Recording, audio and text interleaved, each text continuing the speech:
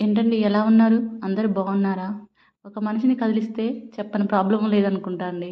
అన్ని ప్రాబ్లమ్స్ ఉన్నాయి మనుషులకి. ఒకప్పుడు మరీ ఇన్ని ప్రాబ్లమ్స్ ఉన్నాయి ఎంతైనా మేనేజ్ చేసేవాళ్ళు. ఇప్పుడు ప్రతి ఒక్కళ్ళని కదిలిస్తే ఏదో ఒక ప్రాబ్లమ్ చెప్తున్నారు. అలా తయారైంది. వాతావరణము అలే ఉంది. మనుషులు అలానే ఉన్నారు.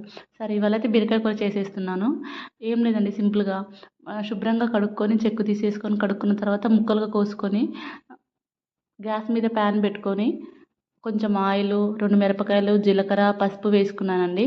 కొంచెం మగ్గినాక బీరకాయ ముక్కలు వేసుకున్నాను. వేసుకొని మూత పెట్టుకొని ఒక 5 నిమిషాలు ఉడకనిచ్చానండి. తర్వాత వాటర్ అన్నీ దాని నుంచి ఇంకుతాయి. ఇంకిన తర్వాత కొంచెం సాల్ట్ వేసుకున్నానండి. రుచికి సరిపడా సాల్ట్ వేసుకొని ఒక 5 నిమిషాలు ఇంకొక 5 నిమిషాలు మగ్గనిచ్చానండి. మగ్గనిస్తే కూర దగ్గరికి అవుతుంది. చూశారు కదా! ఈ లెవెల్‌లో ఉన్నప్పుడు కొంచెం కారం, సరిపడా కారం వేసుకొని మళ్ళీ ఒక 2 సార్లు కలుపుకొని మూత పెట్టేసుకోవాలండి. తర్వాత బీరకాయ కూర తయారవుతుంది. చూడండి ఎంత చాలా దగ్గరగా ఉంది కదా! గుత్తుగా ఉంటది.